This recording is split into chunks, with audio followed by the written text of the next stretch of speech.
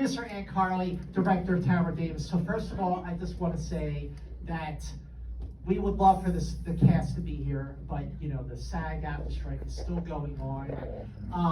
Britney and the cast really wanted to be here, but without further ado, we have the director and the producer. The show must go on. So let's hear it for Britney and the cast and crew of Crossroads.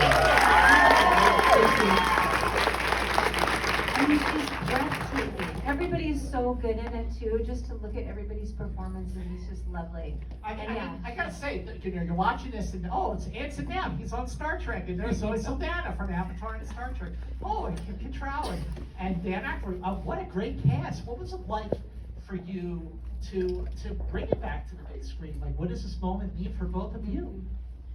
It's a long time coming, actually. I'm just psyched because when it came out, like we knew when we screened it that girls really loved it. We screened it and tested it and stuff.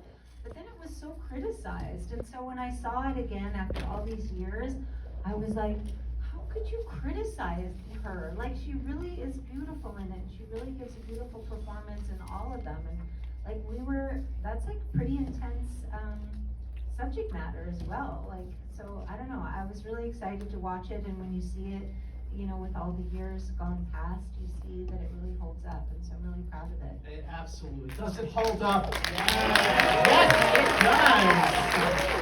So, really, this was a combination of RCA Records, of Sony Music, and of course, Britney's management team really coming together. So take us through the process of how this re-release came about, Ann. Well, I think the record company owned it. The record company actually paid to make the movie originally, and then the original label that she was on, Jive, got sold to BMG, and then that got sold to Sony.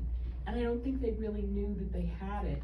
And in fact, we've been trying to. I actually found a distributor that wanted to release it and everything like that, but no one knew who to talk to.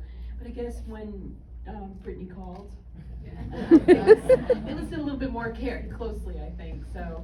All right. So Britney calls. Can you remember, like, word for word, what she said, like what that conversation was like? She didn't call us. I think that she really wanted it to help with releasing her book. And I think that and also just for us all to kind of look back at her life and see how she was overprotected, and and I don't know. Actually, to see when I see it in context of things that have happened. Yeah. So for those of you who don't already know, Britney's new book, The Woman in Me, comes out tomorrow. But as you were exiting the theater, you were all going to get a copy. And we know that by midnight you will have it right from cover to cover. So it's been a while, I'm sure, since you've seen the film. So what was it like for you to go back? What was the state of the film? What kind of additional production work did you have to do to get it ready for this? Well, it was originally shot on film, and so it was film projected, and so we had to get it ready to stream and to be, digitally projected. So I had to do like a digital copy of it, and just making sure that it was to transfer it from film version to the video version. So that it looked just as good as it did originally. Yeah. So as you're rewatching, what kind of memories came back to the making of the film?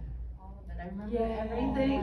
I mean, we actually saw it a few weeks ago because we were watching the DCP, and I cried in quite a few places, and I think one of the things that I think at the very end during the credit roll, when you see all those outtakes and everybody's laughing all the time, that's really what it was.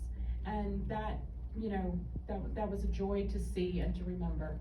So. Well, going back to 2001 when you made the film, how did it even come together in the first place? This is Britney's first major acting role, and she's with a great, it's an ensemble, so she's got the support, everybody's elevating each other. Like, how did that casting process go? Well, the idea of doing it as an ensemble, I ran Will Smith's company for a while. That's when I moved out to LA. And if you notice in his very first films, he comes from a music career and transitioned into films, and all his early films were ensembles. And that was to help him, and also so, you know, to surround him with other actors. And so that's what we wanted to do with this, to give her a lot of support, and also like a crew. So that's how that came together. And then Tamra's sister is an awesome casting director, and yeah. Yeah, And so she's she great. has Kim the Davis film. and Justine Badley, yeah. Yes. Yeah, they're up for an Emmy right now for Daisy Jones and the Six. So yeah. Wow, oh my God, that show is amazing. So amazing, yeah. That show, it's on Amazon Prime, check it out, Daisy Jones and the Six, Yeah. it's awesome. Yeah, she's incredible. So. Yeah, and then Shonda was like a new writer that Amy Right. knew. What happened was Shonda Rhimes and I had a film that was set up at Miramax, and the plug got pulled on it not too far out from the from us starting pre-production. We were super depressed, very depressed, and so we were at a movie.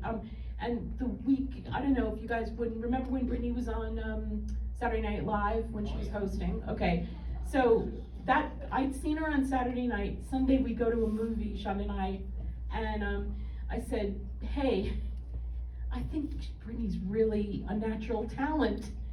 You want to make a movie with Britney Spears? What do you think? I think we could do it. And she said, yeah, I like her. You know, yeah, I'm gonna. And so she said, okay, yeah, sure, why not?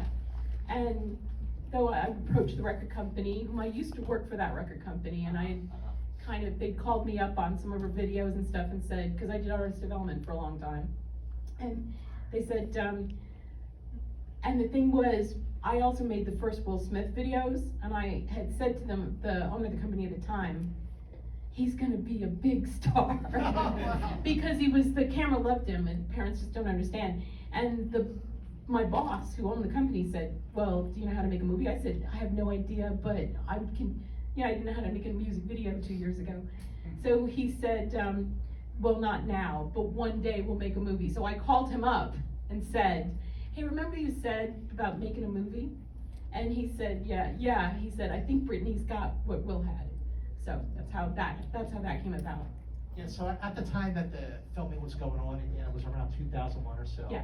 So I think Britney had come out with her third album. She was like really just at the peak of her fame. But she was also doing something for the first time. What was it like for her to do something different?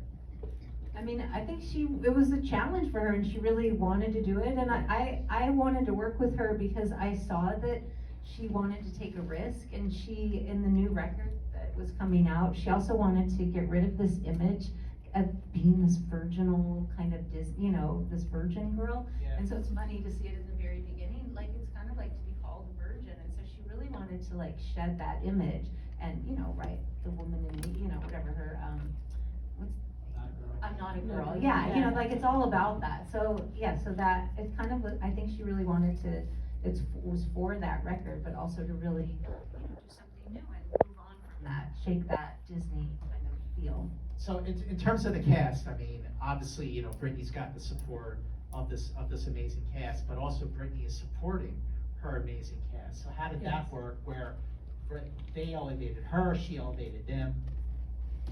Yeah, she had to come to work like not as Britney Spears. Like the moment she came to set, she had to leave Britney, and whatever the Britney was behind. Because when you work on a movie, and especially like this, it's a crew, it's an ensemble, and I think that she really enjoyed that.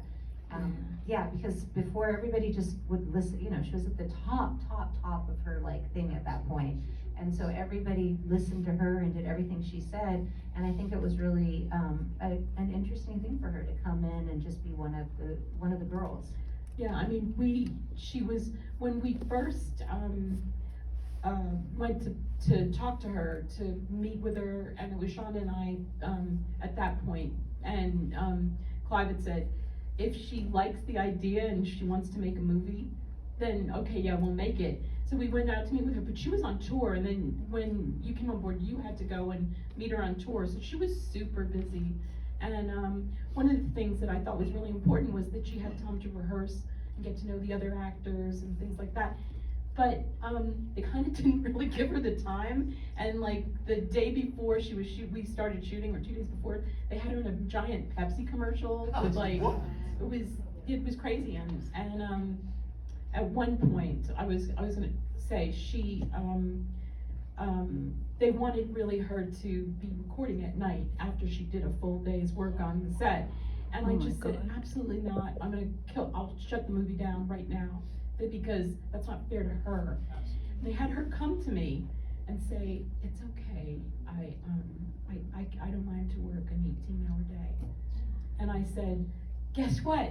You don't have to. Oh, nice. You don't have to. Yeah. So, our last scenes that we shot were in the theater when she's singing, and I remember she was crying the whole day because it was the last day. Thank God it was an emotional scene, because you were like, I'm gonna have to use it. We're gonna have to go with it. Yeah. Yeah, so the thing is, I remember, so the film came out on February 15th, 2002, and it made $61 million. That's pretty good. I mean, 21 years ago, I mean, it's a lot of money today, but it's a lot more money back then. And then this year, you have the Barbie movie, you have the Taylor Swift movie, and I'm watching Crossroads, and I'm like, this movie could have come out today. It was, I mean, did y'all love it? Yeah. It's also, it's women, it's like girls making movies written by girls, for girls, by girls.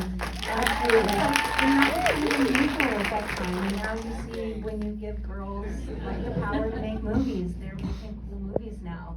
But back then it was very unusual, and yeah. Well, let's talk about that. Yeah, I got interviewed. Yeah. More women. I got interviewed by Premier Magazine, and it was a guy that was interviewing me, and he said, is this a political statement? And I said, what do you mean? He says, well, there's a lot of women on this crew. I mean, our editor was a female, us, and I just said, no, I hired the people that I thought were best for the job. And he was like, yeah, that's political. And I said, no. I said, I am a woman of color and I'm a woman, right? So my address book is bigger than possibly a white guy's, you know what I mean? As far as the people that I work with, and I work in independent films. So I said, no, it wasn't intentional. This is just, what was right for this movie. It's amazing that this year you have these two films that really touched an underserved demographic of the movies. I mean, Barbie made $1.5 billion. That's $billion worldwide. Taylor Swift's movie made almost $100 million on its opening weekend. I mean, that's huge. And just to see this great turnout for Crossroads 21 years after it came out, a movie that absolutely fits right in with these other two films. It's important for girls to tell stories too. Yes. As you went back and rewatched it, what were some of the fond memories you had making the film? Anything kind of jump out at you? It's, I remember that day. I mean, I feel like all the music, how it interweaves through the film, I think was really fun, because you live your life at that age just surrounded by music, what's on the radio and what you play and dancing, and so that really stood out. But also like the female friendship really stood out, and I was really amazed at Shonda's work and how it really, kind of like it, unfolds. It's not so immediate. It's like, it slowly goes on this road trip, and you see how these girls become friends and how important those friendships are. And so I think like that really stood out. But also like, just like I loved their fight scene was really good with Taryn and Zoe. They're really good. Yeah, just they were all so good. And yeah, they really were. And I think it was the film ends with the three girls. It doesn't end with Lucy and Ben. It ends with the three girls, because that was the part that was important. Right. The other thing I wanted to ask you about is, I moderate a lot of these filmmaker actor Q&As and everything, and everyone always brings up trust. And again, this is Britney's very first feature film acting role. So there's definitely a trust factor that must have gone on between you and Britney for her to give it her best, and for you to give it your best as well. And like, when did you start to feel like this is working?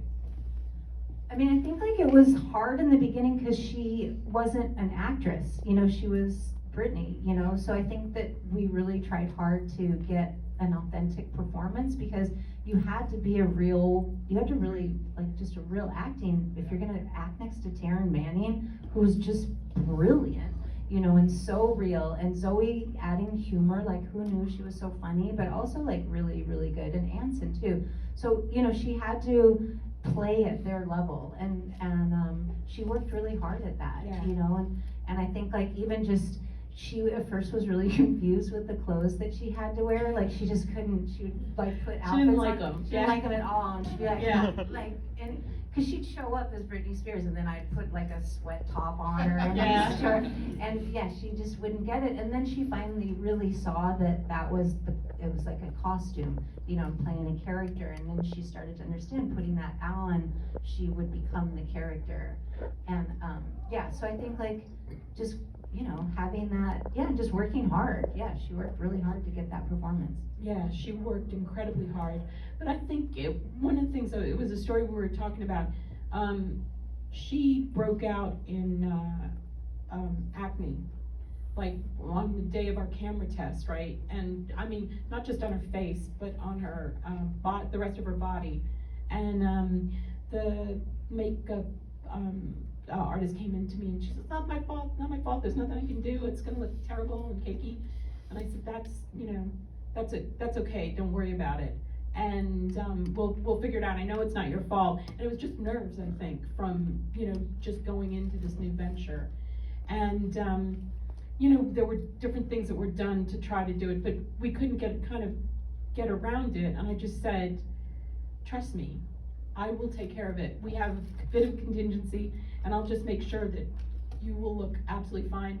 And for someone where she was, you know, like as a huge superstar, where she still is, but to not like have it affect her performance. Yeah. She was always on time. She never stayed in her trailer. She really did, you know, take that leap of faith and trust. I mean, I've worked with, you know, famous people that have not done that, who won't come out or will have a tantrum or something like that. And she didn't do any of that. What do you think the film means to her now, and what does it mean to you? I mean, it must mean something to her because she wanted it to be released with her book. So, you know, I think that she looks back at it and, yeah, as this time, and I think she wants people to look back at her work and see it in a different way, you know, and maybe not such harsh criticism, and see who she was at that time, and that when we look back at it now, we see that she was really good at it. Absolutely. Yeah, and she just was really honest, and she gives like a very honest, you know, performance. So, yeah, I mean, I think it means a lot to me because I think, like, just as an artist, you do work and then you make sure that everybody who was involved is Right. happy, and then you have no idea what happens afterwards. And so, you know, I was happy that it made money, but I also was like, God, that was so mean that some critics were like complained about it. And so for me that it is coming back out, and now critics are looking back at it going, wow, I guess maybe we weren't quite harsh on this movie and we shouldn't have been. And yes, and I think, like, as an artist, you make something and it stays, and so it's nice to know when it comes back that you were, you know, that we were right. Right. We made the film we intended to make. The Guardian, I think on the 20th anniversary, the Guardian in Britain did a review just saying how critics had mistreated the film, and that there were so many things in it that were, you know, I mean, we tackle a lot of tough subjects in this film. It is not a fluffy film in any way, shape, or form. And that was also really important to Britney. It was important to Britney that this not be a PG film. She absolutely wanted a PG-13, and we fought with the studio on that. Yeah, there was a moment where Sherry Lansing told me she said, maybe we should try with cutting the scene out when she has sex with Anson, like taking that scene out. And I was like, what? Like, she's like, my suggestion, like, let's try it without that scene. And I was like, no. Like, that was the whole reason I know she wanted to make this film. So no, we have to have that scene in there. And I knew that I would have the backup of, you know, Right. Anne and And also Sean the and Brit- investor. And the investor, yeah, Yeah. I was like, we're keeping that in, and I was so grateful that the scores were good from the girls in the audience that Sherry let me keep it. But, yeah, so it's like, yeah, sometimes you have to fight for things, and I was grateful that that was one that we won. So before we do, well, there's a sing-along Yeah, here, sing right? along, woo! So Voice is before we great. do the sing-along, is there anything you would like to say to the diehards who are here with us tonight? I mean, I am so grateful for the fans. Like, there's nothing without fans, you guys. So she's grateful for them. I'm grateful for them because you guys are the ones that like create culture and you make it happen. So we love you, and we're so grateful for you guys to be here and appreciate it. It's because of you, you know, that we're here. So thank you so much. Yeah, Yeah. definitely. I think this was over a year of our work, like every day, to bring this together. And the fact that, you know, it's got a theatrical release. There's a lot of films that are coming out now that they're not in the theaters ever. And here we are again. So we're very, very, very grateful for that. We're grateful for, you know, your love and support of Britney as we love and support her. Yeah, and I think that it's because of the fans that she's at the place she's at now and free, you know, and out of her conservatives. Yeah, so that's like huge, and able to express herself freely, and that's really important. So I want to thank Trafalgar Releasing. I want to thank Sony Music. I want to thank RCA Records. I want to thank each and every one of you. I want to thank the both of you, and of course, let's hear it for Britney Spears, everybody. And I think we got a sing-along, right? Let's take it away with the sing-along. Thank you. Well, can we keep the mics for the sing-along?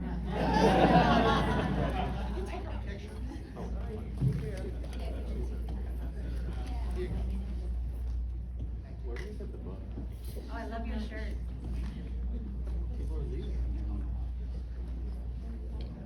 Thank you very much. Thank you. Nice sitting next to you. You guys are fun.